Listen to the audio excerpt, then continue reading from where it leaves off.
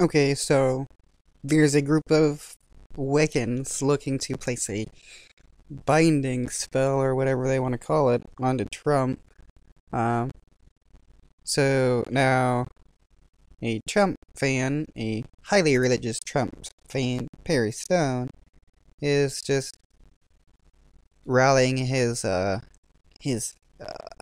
Perry Stone's base, the people he's speaking to let them know how bad those witches are and how amazing Trump is. This isn't the first time where his religious fan base spoke out against witches and stuff that um, wanted to, you know, quote unquote cast spells onto Trump and stuff. Though since they are the ones that also believe in witchcraft and that it's can be powerful, the Moses story of the Egyptian priest turning objects into snakes and stuff. They should be a bit worried if there are actually this number of people putting curses on Trump. Though I believe neither Christians or Wiccans when it comes to, their manipulation of the universe. They're trying to place hexes and curses on President Trump. Now I want to tell you, when the devil, of every president I've ever known, I've been around all the way back to Nixon.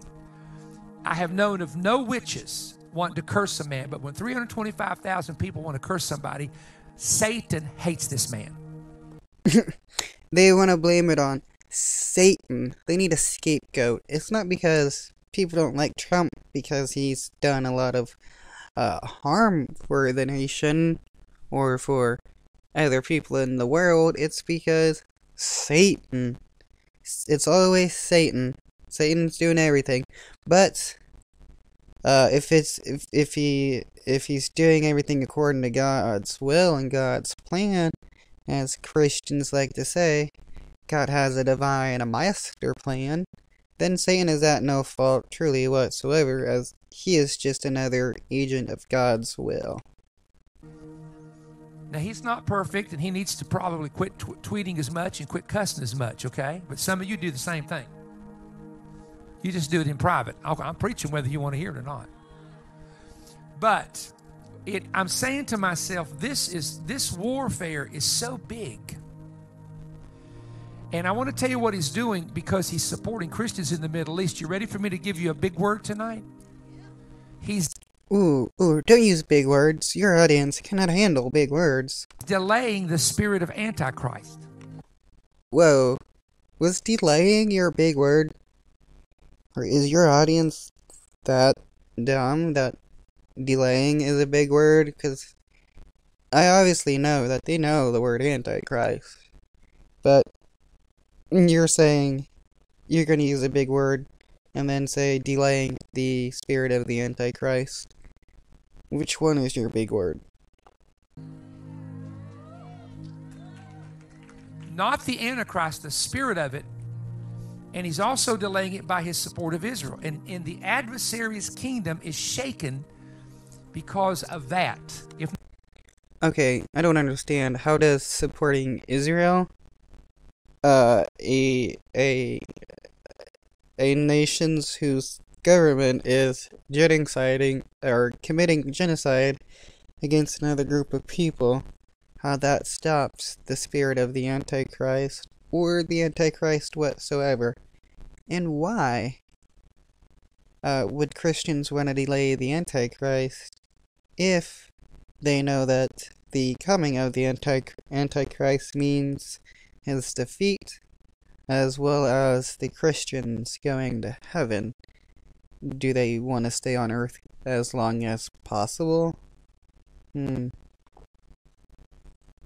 no other things, read the Bible. Wish I had time to preach on this a little bit, but I don't.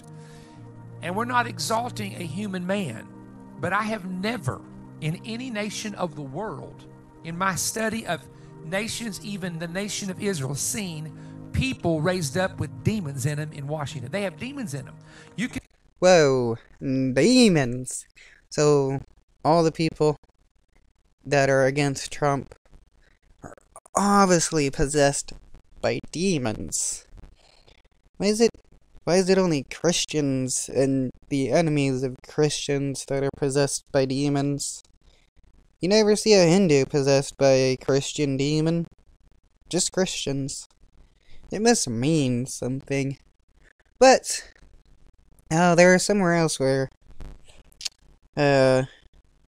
some religious nut was trying to, that's a Trump supporter, was trying to say that, oh, Jesse Lee Peterson, that's it. He was trying to say that anybody who spoke out against Trump will be killed by him, using Elijah Cummings as an example.